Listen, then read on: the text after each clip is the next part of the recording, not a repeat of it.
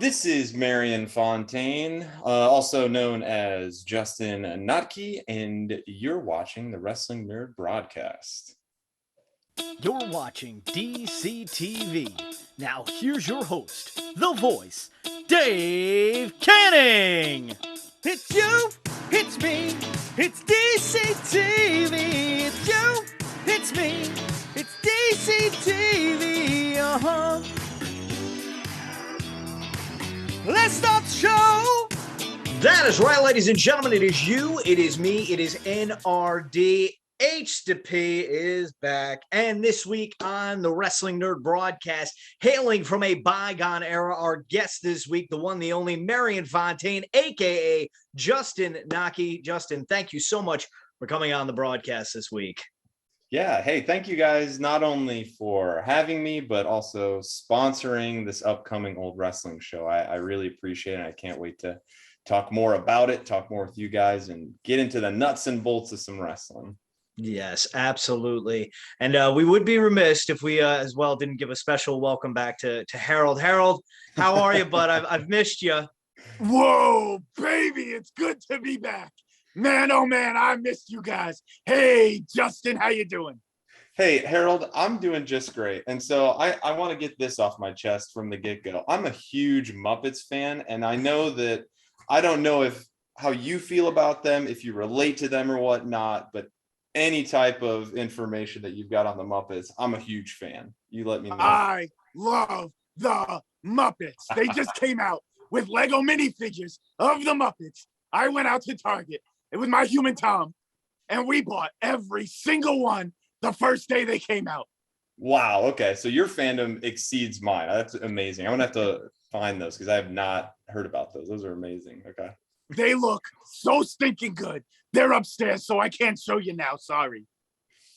Yeah. On the topic of the Muppets, I know we're supposed to talk wrestling, but I could talk about the Muppets for at least probably an hour. There's a viral tweet that went around where someone edited the final dance scene of Dirty Dancing to the Muppets intro theme. I'll share with you guys. It's one of the greatest things that human history has ever created, just so you know. So I'm going to definitely share that link with you. We'll give everyone a chance to pause the video right now so you can go on YouTube and find that video and then come right back. Yep. I'll be lifting Harold above my head later on. And I had the time of my life with my new friend Justin from Old Wrestling. Yes, that's fantastic. Look what you've done, Justin.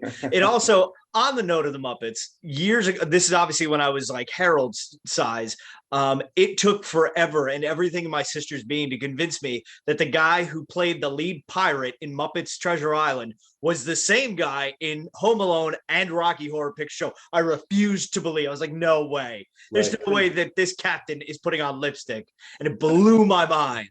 I didn't know you could do more than one thing on TV. Right.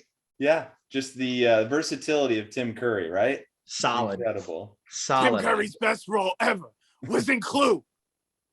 Oh, yeah. Solid. Ooh, yeah. I was thinking Pennywise. There you go. You can leave us your comments who your favorite Tim Curry role is in the comment section below. So we've made it a record without talking about wrestling so far.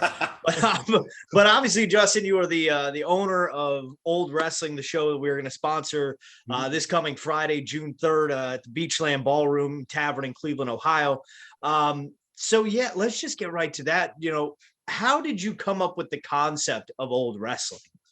Yeah, no, it's pretty interesting. You know, years and years ago, I had because Old Wrestling started in 2013.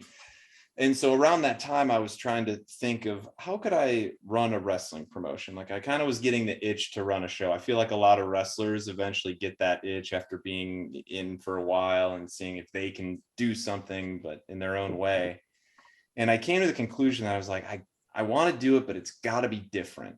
It can't just be same old promotion or run of the mill. We got to be unique.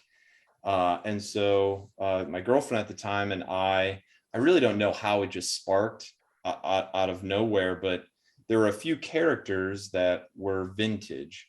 And I had been playing a vintage character for probably a few years. I've been playing this, pugilist bare knuckle boxing character. So I imagine it kind of segued from there, right? Where I was like, well, I've been doing this old timey character. What if we did a show that was completely old timey? And there were some characters, right, from the start. I love Harold, by the way. I'm going to be distracted by Harold's reactions. He's on the edge of his seat throughout this whole interview, and I appreciate it, Harold. Harold is fully invested in the broadcast. I was very, very excited about this one. He's our former commissioner, though. Just remember that. Remember that, Harold. Oh no! I don't want to get into any sore subjects with him.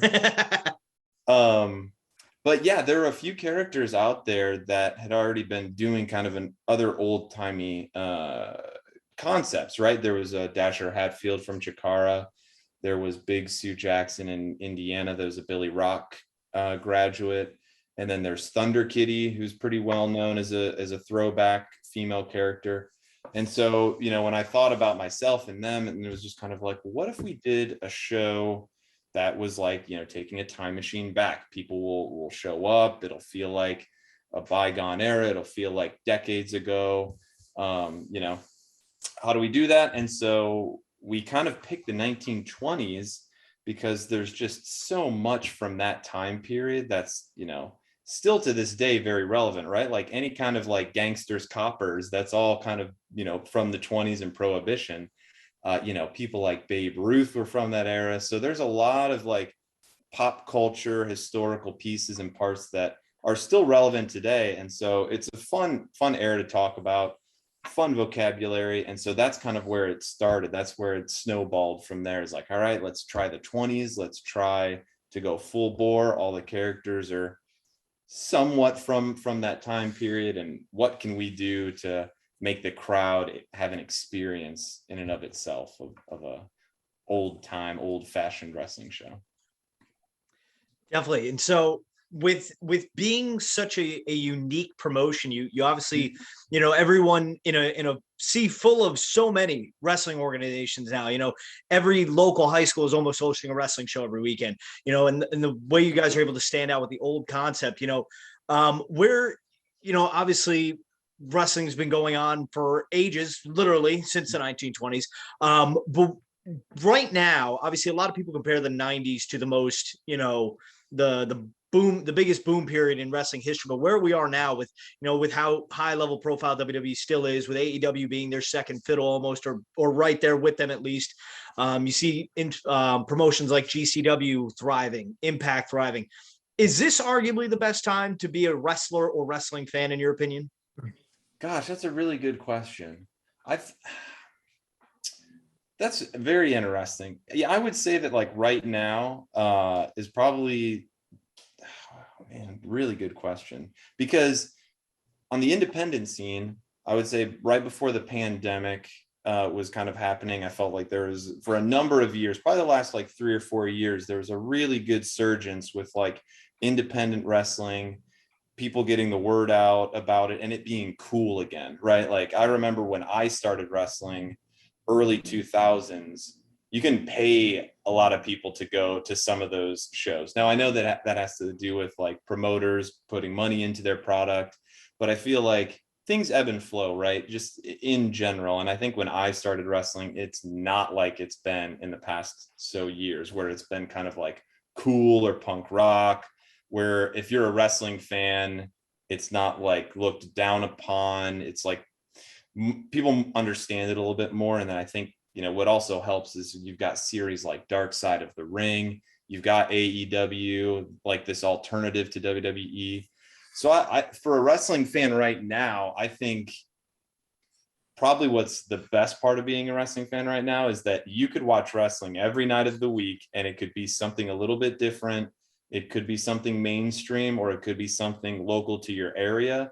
And who's to say the local shows that you're able to pay $15, $20 at, you might be able to see that same person on a national stage in a year, 6 months. So I think I think a lot of fans are engaged in that, knowing that, hey, I just saw Danhausen 6 months ago, and now he's on TNT. So I think there's a cool, like, full circle connection there for fans. There we go. Yep, Danhausen, where you're seeing some of these men and women and other wrestlers succeed on the indie scene and then move up pretty quickly to national stages. So I think for a lot of wrestling fans, it's really cool to see the ones that they were able to interview or talk to after shows. Now they're able to do their craft in front of an even larger audience. So I would say it's a fantastic time to be a wrestling fan. Definitely.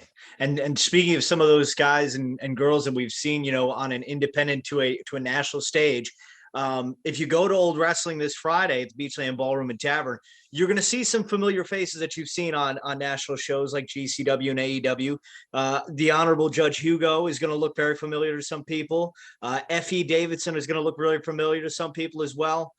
Even Matthew Cross, a champion of Old Wrestling, is going to look very familiar to some people as well. So again, Old Wrestling this Friday night, June 3rd at the Beachland Ballroom. Are tickets still available for that, or have we sold out yet? Tickets are still available. Yeah, we'll see if we can squeeze them in, right? There's no rafters, but hopefully they're hanging from something, right? There we go. We'll throw Harold up there. It'll be fine. I'm gonna swing from the chandelier. Yes, the Tom says yeah, we just will say that Harold is not a part of the production in case we lose a deposit at all from swinging from the chandelier. Listen, last year I threw Harold off the top of the Hell in a Cell and he came out just fine. So I think he'd survive. Harold, you're tough, right? Yeah, Buff might be the stuff, but Harold is the fluff. This is how we get Buff Bagwell's resurgence again, is to have Harold as his entourage. They were best friends if you go back to that episode. Buff and Harold are the new Lucy and Ethel going around. So he would call my human Tom so many times, and a couple times he just said, "Hey Tom, I hope you had a good weekend. How was it?" Such a nice fellow. Except when he tried to fight Butterbean. Except for that time. Hey. He was very good in that fight. He was very kind, and he diffused the situation. He did. But yeah, so Justin, going back to Old Wrestling, what is more difficult, being a wrestler or being a booker or promoter? 100%. Yeah, booker number one. Yeah, it's I mean, there's a lot of roles that I play with Old Wrestling too. I mean, any of the artwork or anything like that you see is being created by myself. And so I had a conversation a long time ago with another artist who's a wrestler, and he was like, this is like your art project, right? And I was like, it really is. It's really just like this immersive art project that's just has gone on for 9 years at this point. But yeah, being a booker is tough, because I'm wearing that hat and also like the promoter hat, because those are really two different, kind of worlds. The promoter hat, you're trying to talk with folks, get sponsorships, get the word out. And then the booker side is the person that's like the creative day of show. What are we going to do to, make sense of it all? And so I am very like meticulous in a lot of things. So whenever something goes awry, I'm just kind of like, here was like this perfect idea that we had that we couldn't do, or we couldn't execute because maybe somebody was gone or something like that. So it is a little bit tough when you're a wrestler. For me, at least, I just show up, I do my thing, and I head home. You know what I mean? Like, it's so much easier to be there, listen to whatever I've got to do, take my direction, do that thing, and then head on out. And then, I might be looking at myself at the end of the night saying, I could have done this better. This would have been a little bit different as a wrestler. As a booker, now I'm thinking that match should have been a different place. It's like you're multiplying that feeling afterwards, because a lot of people, you're your own worst critic. So then you're thinking as a show as a whole versus like just your kind of one match. And do you find itself, in a way more difficult to book yourself on those shows? Just from, you don't want somebody to think like, oh, why are you getting to go on first? You're wrestling for the title, this or that. Yeah, I've been in a main event in Old Wrestling, I think maybe 2 times, and I disliked both matches that I was in. mainly because there's so much kind of going on. And I know that some people are there to see me perform, but I usually like to put myself in a spot where I'm like able to have the least amount of responsibility sometimes because of everything else going around. That being said, though, I've had some of my favorite performances in old wrestling, but it isn't easy. It doesn't come easy because of all the other things happening in the back, show day. It's a hectic day for sure. I have a question. Go ahead, Harold. Justin, what is your most proud moment as a booker or promoter? Oh gosh. Okay, that's a great Getting question. us as a sponsor. Yeah. Landing the plane on this sponsorship with Yeah, baby. Most proud. There's a few that come to mind. I would say one was Tracy Smothers wrestling a bear, quote unquote. That was up there, and able to convince him to do that and for him to really enjoy the show afterwards. I've known him since I started, and I don't really have a lot of mentors in wrestling, so to speak, but I would say Tracy Smothers is probably the closest thing I have to a mentor in wrestling. And he told me afterwards that, hey man, you could take this on the road, right? And that was a huge, like, I probably won't ever forget that. So being able to have him there, set that up. The other one that was honestly even a little bit emotional for me was the first time we ran Detroit. Old wrestling pretty much had run just Ohio and a few shows in Indiana that were okay. They were fun shows. But the first time we went to Detroit, I did not expect the turnout that was there. It was mind-blowing. It still is mind-blowing. Now we've done a second show that didn't do as well, but this was kind of after the pandemic, a little bit tough with crowds at the time. But that very first show there, to go to a completely new market and have those fans embrace it. And a lot of the time, whenever I'm posting stuff online or sharing things, I will see quite often, hey, when are you coming back to Detroit? When are you going to come back to Detroit? So to be able to do that and in a new market was a real feather in the cap. That was a great moment for me. If my memory serves me correct, there was a guy, I think he wrestled for you, called the Old Timer, Jeff King. Yep, Jeff King, the Old Timer. He drove Frank Gotch out of the wrestling business. I met him once. He was very nice to me and my human Tom. Well, he didn't meet me. He just met Tom. And Tom was wearing a Terry Funk shirt. He said, "Oh, I like that shirt."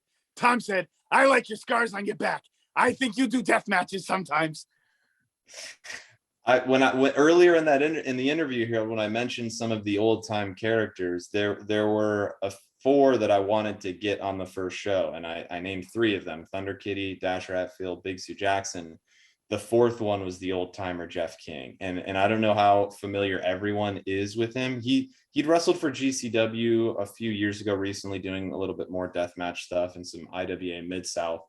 But his character and his devotion to that character is one of the greatest on the independent scene. I don't think he wrestles too much anymore. But yeah, YouTube anything old timer Jeff King. He is a treasure.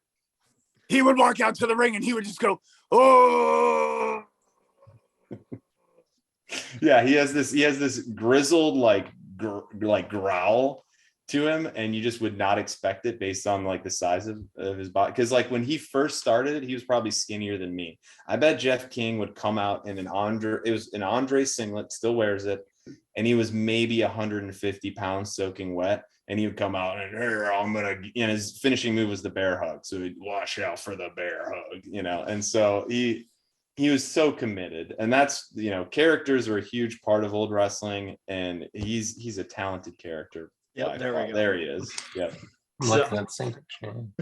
I have a little follow-up question. You're talking about just what goes into the shows and everything. I'm curious, does it ever stop? Like, how can you encapsulate how much time it takes to do a show? Do you ever have to take a mental break in between, maybe? Yeah, and that's kind of the reason that there aren't a whole lot. There's multiple reasons why there aren't like old wrestling shows every month, just from that aspect of the planning part of it. trying to reach out for any additional support, lining up wrestlers, getting all that together, venues, all those pieces and parts. And, like I said, I'm doing a lot of this on my own. If I was a smarter person, I'd probably have more people helping, but, yeah, Harold, maybe, let me know how many words you can type a minute and we'll see if we can get you. Harold's like I'm a that. pretty good typer. I'm just saying. Oh, hi, Tom. Hey, Tom. Hi. Yeah, Harold typing. I just feel like that gif of the cat that's just like that's Harold, and it's just like it's a big long drunk text. That's all it is.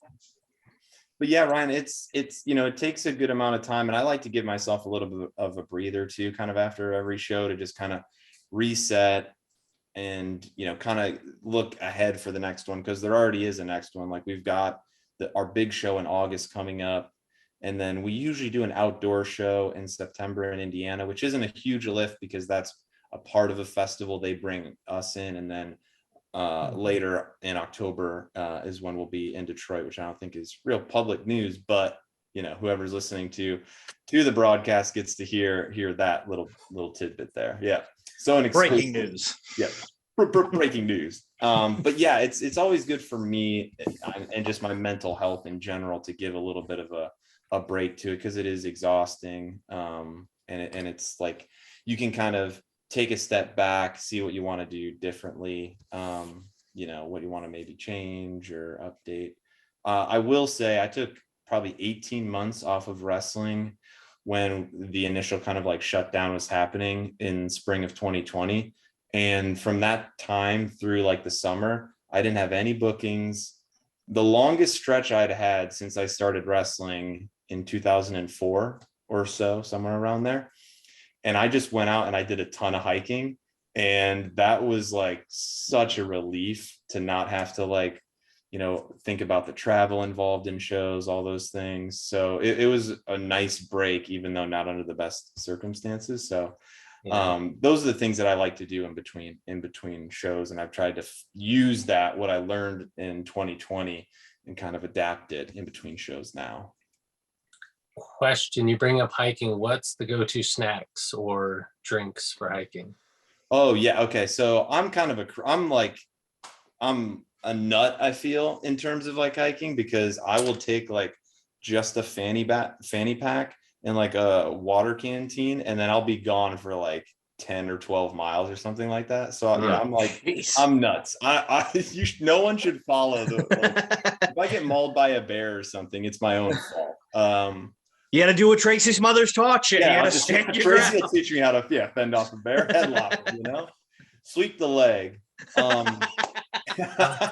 But yeah, usually what I'll do if I'm out on those hikes is I'll make sure I've got a big canteen of water that I'll always have on my side, and then trail mix, and usually like a couple granola bars, and then sometimes some beef jerky I'll get in there for some extra protein when I need it. But yeah, I'm kind of like, I don't know I'm not like naked and afraid level, you know what I mean? But he's close. But it's close. It's not far off. It's not far off. He's not afraid. That's all. I mean, there's like, it's kind of crazy in Southern Ohio, because there are people that have said that there are like sightings in certain areas of like Bigfoot or hearing things. And some of the hikes that I've done on my own have been a little weird, and I've heard some things that I can't, I'm not like a wilderness expert or anything like that, but I do know how certain things sound. And there have been some moments where I'm like, I don't know what that sound is. I don't know what's going on out here. It's very, very weird. Well, I'm glad I stop at Cleveland when I go west, and I'm not going any further now.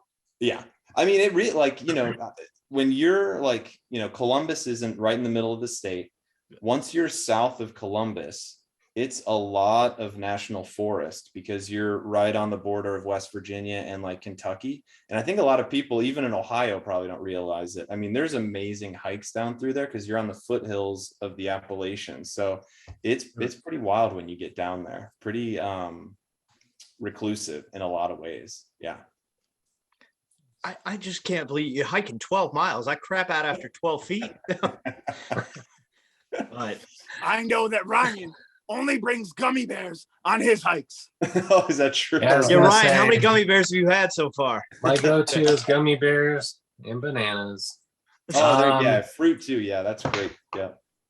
Yeah, maybe you want to get in on this. I'm eating, there are 6 different colored gummy bears. I'm eating these. I'm a nut. I'm a nut too, in a different way, a closet indoor nut. I'm eating all of them in a row. I eat my candy. I eat all 6. I'm curious what color is going to be last, you know? That's the big 5 years from now, whenever episode we're on, we're going to see green. I'm saying green. Okay. This is the Yes, best I- long-term storytelling in wrestling Yeah. today. What gummy bear will be What the is he last gonna- man yeah. standing? The gummy No bear one's- gauntlet. There's a t-shirt No we one- can put up, Ryan. Yep. No one's doing this on any broadcast anywhere. Only me. Take that, Logan Paul. Yeah, Mr. Beast wishes he had this kind of content. there we go. He Yeah. might have the money, but we got the gummy. Exactly. There we go. I know. So if Great Value or Haribo want to sponsor us as well, come on down. We'll sell out for anybody. Tonight's podcast is brought to you by Haribo Twin Snakes Gummy Worms. Yeah. Oh, I love twin snakes. Those are delicious. Oh man. I have to ask because I'm an admirer of facial hair, and you have one of the best mustaches that we've had on this broadcast yet. Other than yours, who is the best facial hair in wrestling, in your opinion? Like historically, It could be historically, it could be currently, whatever you want. I would say historically, Rick Rude. I mean, like I'm thinking like the perm and like mustache. Oh, yeah. combo, but even when Oh, he had yeah. it, even in WCW when he went shortcut, and still had his mustache, phenomenal. And I'm trying to think currently another person with a good mustache. You guys might need to help me with another current one. I would say Rick Rude is up there all time for me. Years ago, I made a couple shirts that was like the mustachioed kind of like club, and you would put like myself with Teddy Roosevelt and like Tom Selleck, and gosh, I'm trying to think who else was on there. Carl Weathers was on there. So I had like all these illustrations of all these guys with different mustaches in their respective careers. We And you need know- that back on a shirt ASAP. You like Teddy Roosevelt for his mustache, but you probably also like him because he created the national park system. Great tidbit, Harold. Thank you for that. Yes. The more you know. Put a rainbow across it. for everything. Doo-doo-doo. Another wrestling question I'm always interested to find from wrestlers and people in the industry. It's a two answer question. So what is your favorite match of all time from a technical standpoint? Yeah. And what is your favorite storyline match of all time? For me personally, or as a fan? For you personally. Gotcha. Okay. I would say it's a little tough to nail it down to one. And I know we're talking about old wrestling, so that's just kind of like a biased pick, but Ricky Shane Page and I had a match where he was in a wheelchair the entire time. It is on YouTube, so if you search old wrestling, you'll be able to find it. Ricky and I have known each other since we were teenagers. We became friends, I think, in 2001. So like we've been friends for over 20 years. I've always had great chemistry with him. I think for a lot of wrestlers, there are guys, even if you haven't really been in the ring with, there are certain people that you kind of just, it just clicks, makes sense. It always felt that way with Ricky. And so we had an angle where Judge Hugo, Ricky Shane Page, had been body slammed and was paralyzed after such a thunderous body slam. And so Sorry he to had laugh. and so he had to, it's fun. I mean, it is. I'm sorry to laugh. concept It's is like the funny, worst like thing I that. can laugh at. Yeah. Man gets body yeah, slammed and is paralyzed. Yeah, he's paralyzed. And so we ran the angle where he was in a wheelchair, and he wrestled Matt Cross in a wheelchair as well. They're both on YouTube on the Old Wrestling channel.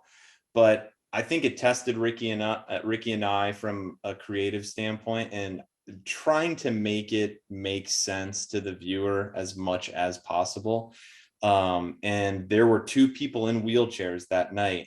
And I remember one of them came up to me afterwards and was like, what you did out there, like, I really appreciate that you were able to show that someone in a wheelchair is able-bodied in a way. And so I was thankful because I didn't want to offend anyone, right? Or anyone that might, think ill of it.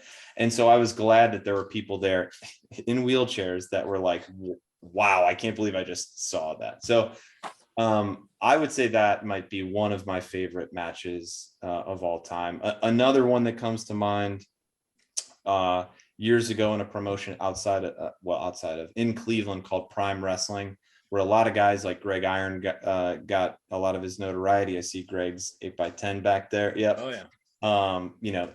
Prohibition, Josh Prohibition, M-Dog, Johnny Gargano. We all cut our teeth in Prime Wrestling years ago. And so I was fortunate enough to team with Brody Lee against Kevin Nash and a man named Aaron Draven outside of Erie, PA. And that was huge. I mean, I've wrestled other names before, fairly big names, but that was like a main event spot with Kevin Nash. And that is something that I'm really proud of. I think it was within like 5 or 7 days after Kevin Nash gave me the jackknife is when he showed up at SummerSlam and gave the jackknife to CM Punk. So I like to say that I was the warm-up, to make sure that like Big K Nash could still deliver a jackknife. So those are a few matches that really stand out that I'm really proud of. And then Dave, you said angle or story? A storyline, yeah. Yep. Probably there was another storyline in Prime, and there's a lot of the Prime footage is on YouTube. Prime used to run on Sports Time Ohio, which for those not familiar, it was a sports channel that you could get on DirecTV if you had like a sports package, like, all these regional sports channels. But people in Ohio and the area would get it. And so it was really popular because our show would come on after Sunday Indians games. That was like the lead in. So we got a lot of exposure from folks all over the state. And I was a happy-go-lucky baby face, kind of doing a lot of goofy things, not surprising, paired with a lot of weird characters. A guy named Naj the Wild Samoan, another guy named Kid Cupid, all these kind of like oddities. It was almost like I kind of was like, it was like I was the ringleader of the oddities from the Attitude Era. We just kind of reinvented it a little bit.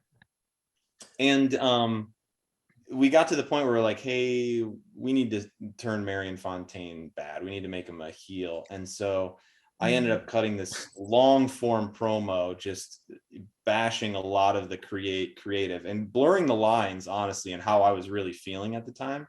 And so that kind of actually led up to me speaking my voice, doing kind of these promos that were, like I said, blurring the lines of, is this how he really feels, or is this part of the story? And I was pretty happy with a lot of it. We talked about some of the fans and what their perceptions of me were. And then we ended up getting, oh my gosh, I'm blanking on his last name, but he worked at WrestleZone in Pittsburgh, getting him involved. So it was a long story that went from me turning, getting the people from WrestleZone involved, and it probably was, not a year, but it was months worth of work on that storyline, and I'm pretty proud of how that turned out. Great. Yes, I've already searched on YouTube for Marion Fontaine versus Judge Hugo in a wheelchair. So as soon as we're done with this, I'm going to watch that, because all I saw was Judge Hugo get like shoved and rolled into the ring, and I need more of that all day. So as the booker and for Old Time Wrestling, what is your end game with it? Because obviously, if as a wrestler, most people's goal is to be a world champion, but from a booker's perspective and a promoter's perspective, what is your end game or goal? Yeah, initially when we started, it was one show. It really was. It was like, let's see how this one show does, and if it's worth all, if the juice is worth the squeeze, right? Like if it's really worth all the time and effort. Sometimes I question it in the middle of the night when I'm preparing for a show. But, really the goal, I would say now, is just having fun with it. you know, I've done a lot of shows over the years. A lot of the people on that wrestle on the show have done a lot of shows over the years. And I can't tell you how much the wrestlers enjoy being at Old Wrestling for a multitude of reasons. It's a breath of fresh air for like them as characters to have a little something different, try something different or something new. A lot of people have brought up in the past that it's like a zero pressure type of scenario, you know, where it's not like, you know, hey, I got to make sure that I look strong on this win because I'm going for this next tier or this next championship, keeping up appearances or whatnot. So I think of it as a way to like relieve a lot of the pressure or the stress for a lot of those wrestlers that are feeling that in these other promotions or their other bookings, because it's a lot. It's a lot to stay relevant and to stay up with, you know, technology and interacting with social media. And so I see it in all of the wrestlers' faces, and the fans I think see it a lot too. And they understand when they're at a Old Wrestling show, they're like, wow, these guys and girls, these wrestlers, they're having fun. And so that's kind of been the mantra for me. I don't think I would probably be involved in wrestling like I am now if I didn't have Old Wrestling. I think I'd probably maybe be doing something backstage or not even involved, but I kind of am like a proud parent now at this point and vicariously living through the enjoyment of everybody else on the show, because a majority of the people that I book are my friends. I do that on purpose because we all have a lot of fun together. But there are a lot of folks too that have come into the world that I've now become friends with, that are either up and comers or people that I see something positive in, that I think that they can benefit off of doing something in a different environment like Old Wrestling, whether it's character work or understanding how to do something different and applying that to other shows that they're on. Yeah, absolutely. Go ahead, Harold. Sorry. Since you were talking about characters and no pressure, I was thinking, if you had any wrestler, no contract issues, money wasn't an issue, and you could work with them for a character for Old Wrestling, who would your current, not dead, not retired, who would a current wrestler be that you would love to have on Old Wrestling? Yep. Okay. Good question. Ryan, were you pointing to the belt? Oh, no, I was just letting you know, you've been talking about Dave asked if wrestling is the best time to be a wrestler. I might come out of backyard wrestling. He said not retired, Ryan. Okay. He said no retired wrestlers. Oh, You're out. I'm okay. We'll talk later. You stole that championship. One of them. One I won, one I stole. This one I got in Mexico recently. It was the weight class was different. His manager's name was Mami, and she was calling him Nino or something like that. But I won the belt off that little guy. So did you beat up a baby? He was wearing a luchador mask. It was a wrestler, I think. Yeah, they've got a mask. He was one of the juniors from SmackDown a few years ago. I apologize. We'll talk later on the contract. Yeah, we'll cross the T's and dot the lowercase J's a little later. There you go. Harold, that's an excellent question. So it's like 50-50 because one of them is technically retired, but it's a tag team. So I had reached out to one of them a little while ago and I didn't hear back because when you're dealing with like higher profile talent, I still like to keep it pretty like loose when I'm reaching out to them and, happy-go-lucky. Usually it works well. Usually it doesn't. Like a good example would be Little Guido. We got Little Guido to come in and be a gangster with a guy named Magnum CK, who is also a phenomenal friend of the broadcast. Okay. Yeah. Oh yeah.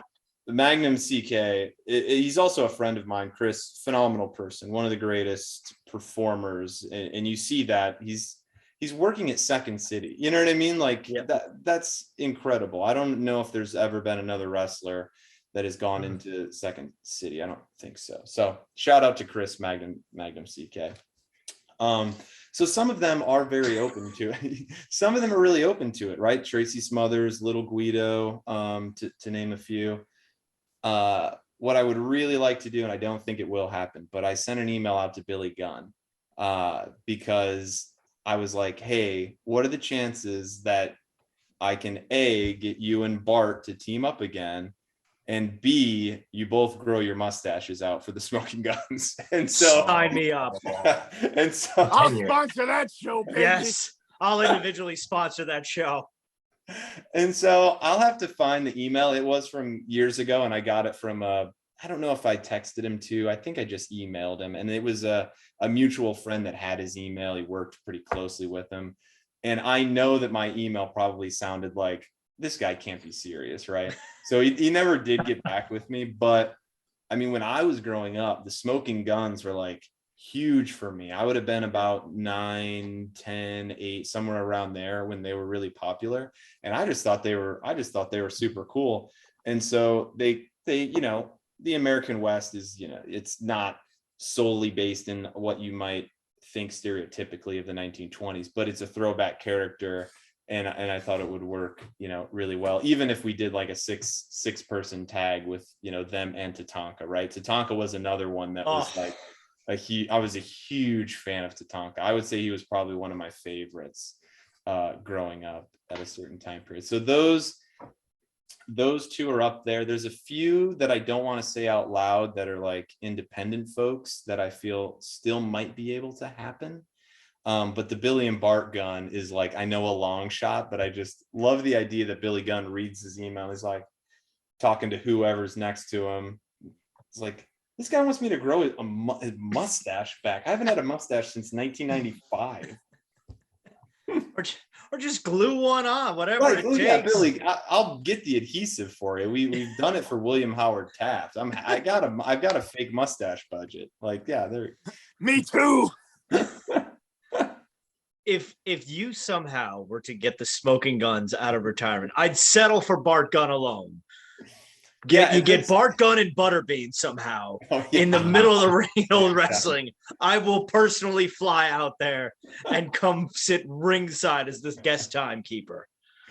Yeah, and I know Bart has been retired for quite some time. I think it's pretty tough, but I did find like a contact for him, and I wasn't able to really get much back from them. But there was like, he did a convention. I think he did WrestleMania maybe 2019 or something like that. He was at one of the High Spots convention one year, and I was really interested because he hasn't done much really, or if anything.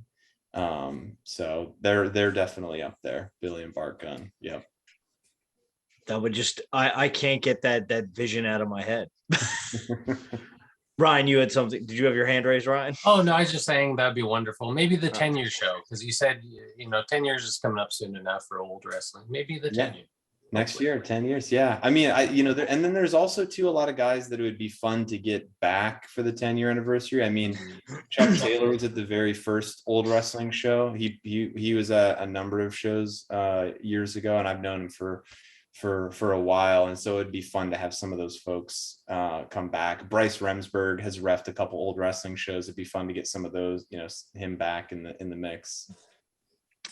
And never say never on anyone's age in wrestling, because I did read a report today that Ric Flair is going to be involved in a match with Hulk Hogan next month or so, and I'm very terrified.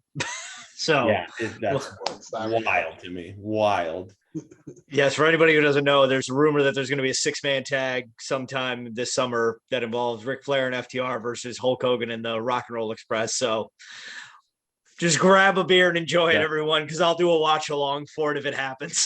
100%. Because here's what's mind blowing to me. I mean, the age set aside, right? Like how old these guys are and whether they should be in the ring or shouldn't be.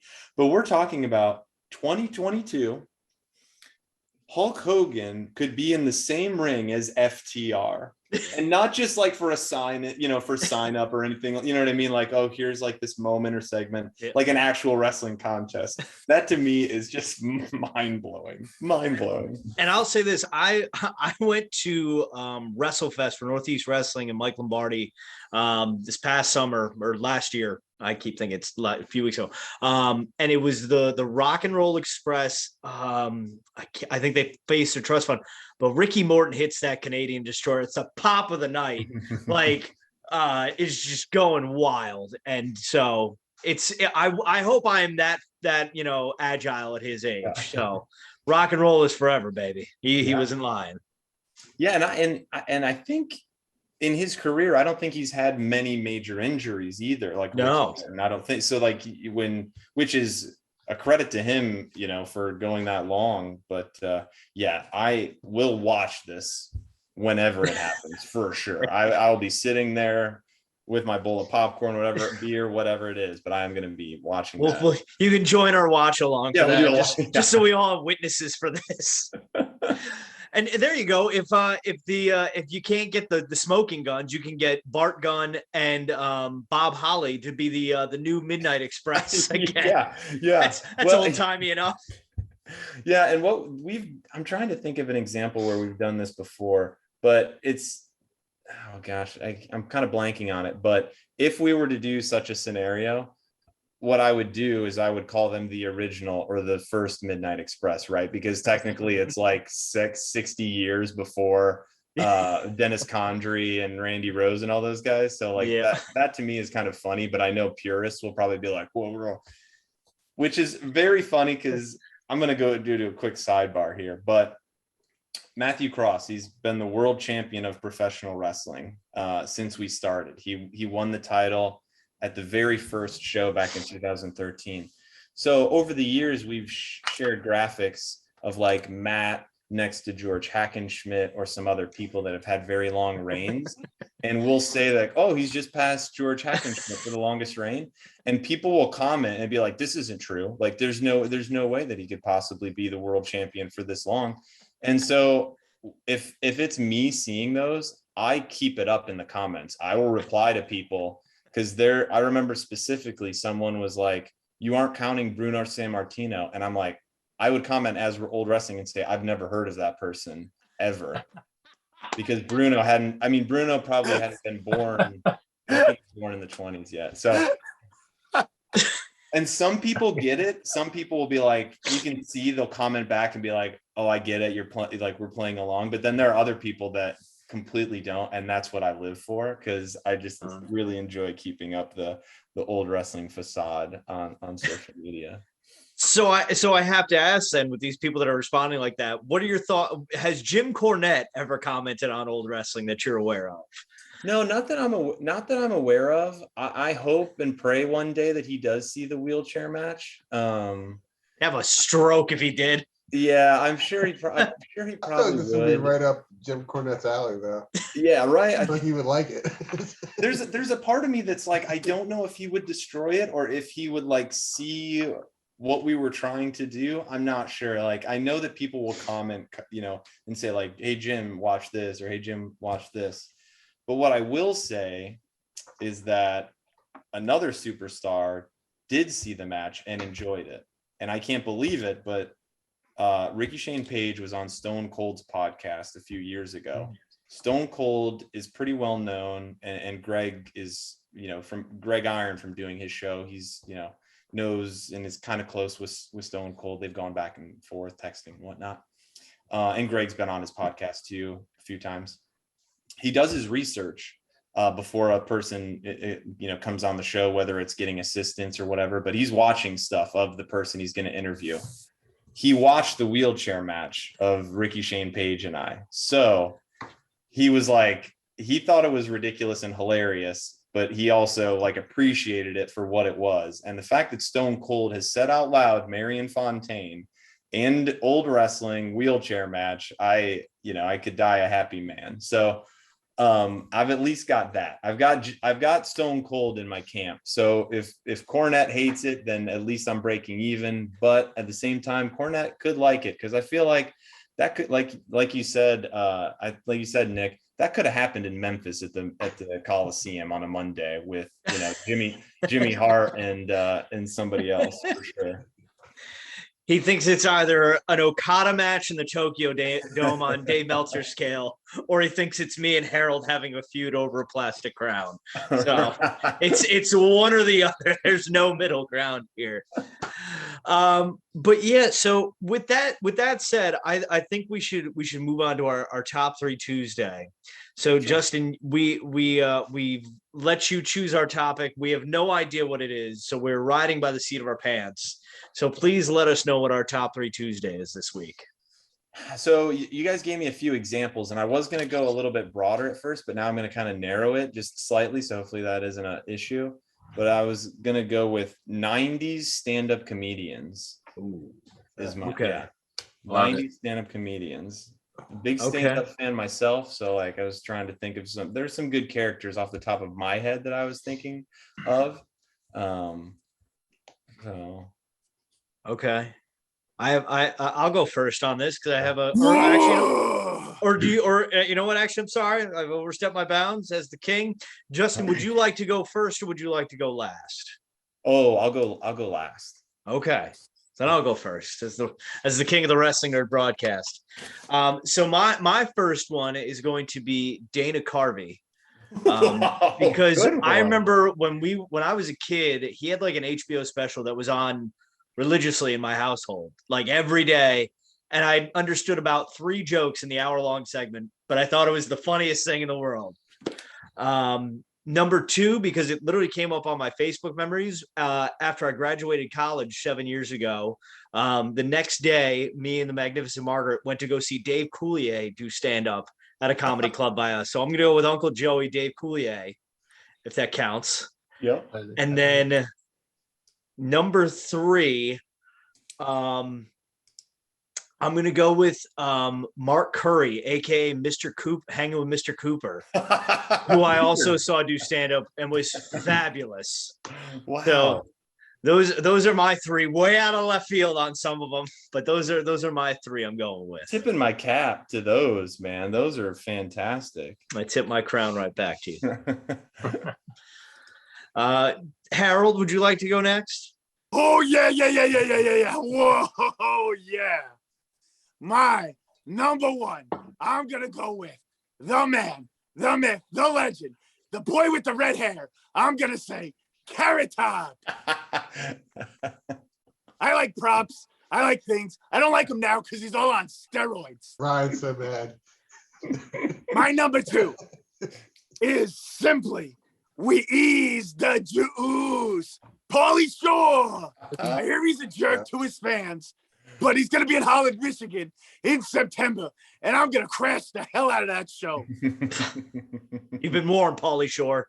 Pauly Shore, I'm coming for you, baby. We're going to wheeze the juice, weasel. I got all excited. I forgot my number 3. Chris Oh, Rock. I got it. It's a very specific bit. It's Eddie Murphy, but on Saturday Night Live as James Brown, Celebrity Hot Tub. Too hot in hot tub. Wow. Oh, that's a solid 3 there, Harold. I'll give you credit on that. You're welcome. Nick, you look like a deer in the headlights, but I don't know if you got him. I'll go. I'm good. Okay.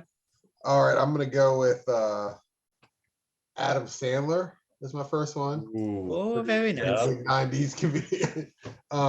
Yep. We'll go Sinbad. Okay, yes. Comedian, but Great actor. What was he in Turbo Man? I can't remember. He was Postman. Kazam, the real one. Oh God. The That's a man. whole other podcast. Yeah, I was gonna say if we're gonna talk Mandela effects, we might need to set aside another hour. Tom's shoulder is hurting. I don't have another hour. And, Get Gerald in here. I'm sure he could do it. Oh, in honor of our prestigious host, DaveCTheVoice here, we'll go with Drew Carey. Ooh. What? I would have lasted longer in the Royal Rumble than Drew Carey did. Okay. Oh man, that's a solid 3. Was that 3 or did you give 2? Sinbad, Okay, Adam I can't Sandler, and Drew Carey. Perfect. Ryan, how about you? Your top 3. I had 2 right away. I'm always fighting for that 3rd one, but third one, I'm gonna go Gilbert Godfrey. Was Problem Child Principal. I loved him as that. I can't think of everyone I've seen and do stand-up comedy. I've seen Gallagher. I love smashing. I love. That's I right. still now I can get the joke as an older man. He was saying like, why do you kids call them shorts when they go down to your ankles? Like now I get his humor. A huge Gallagher fan. I don't know if my number one, not in order, but I don't know if he counts. He was funny to some back in the day. Yahoo Serious. I mean, he did comedy movies. I don't know if he did stand up. I don't know. I have no idea who that is. The Australian Carrot Top. Freddie? No. That's a solid 3 there, Ryan. So Justin, our guest of honor this week, the floor is yours for your top 3 Tuesday, sir.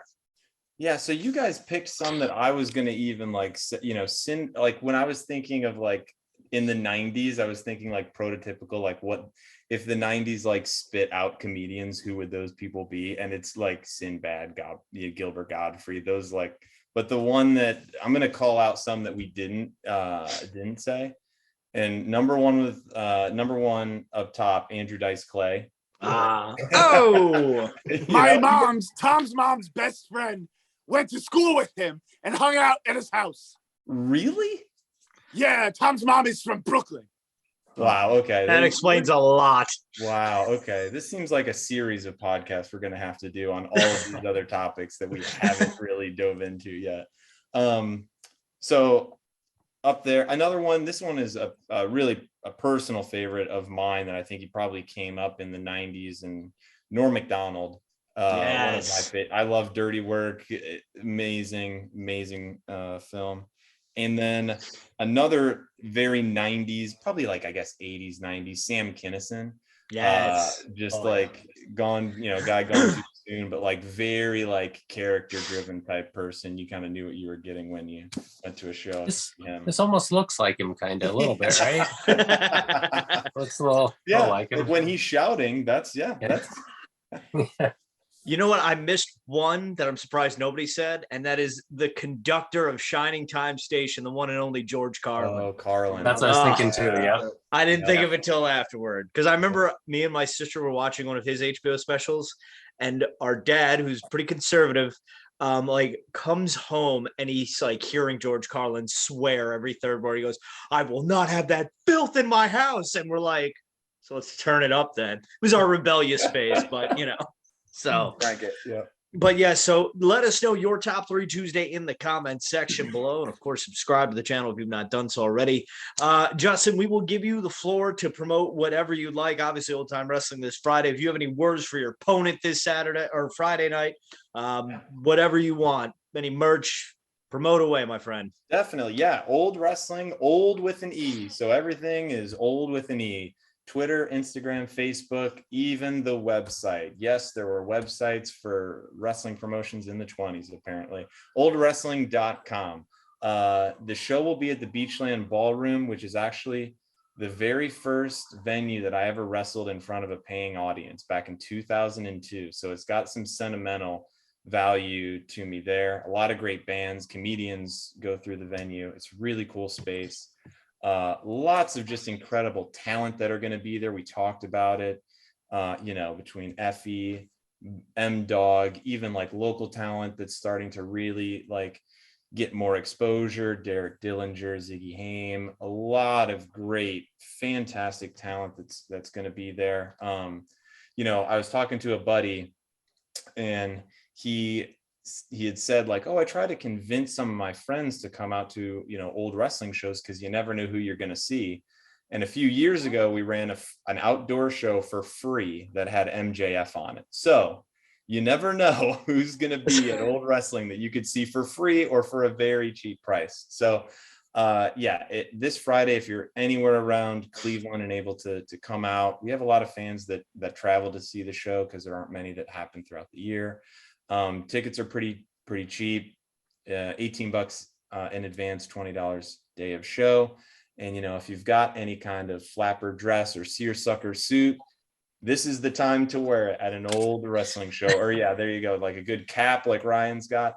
This is the chance and opportunity to wear that for old wrestling. This isn't my wife's. Yeah. Speaking of conductors and George Carlin, we're not far off. No, we're not. And then, yeah, like Ryan's displayed, Ryan is supported with a number of our DVDs. There's a good amount of DVDs that we've got at oldwrestling.com/store. Some posters as well. So there's some merch there, t-shirts, things like that. That's pretty much your number one place to buy any merch. There you go. Some cool cards there with Ruby Riott on one and Kimberly. And then finally, if you're like into streaming at all, about 95% or so of the old wrestling shows are on iwtv.live. For those fans that aren't familiar, it's basically a Netflix or a Hulu for independent wrestling. It's a great resource, $10 a month. And if you're a fan of independent wrestling, you could be watching new content every day of the week. Really good stuff. And you're supporting small independent promotions, which is the lifeblood really of professional wrestling. So those are all the plugs that I could probably think of before going too far into it. So yeah.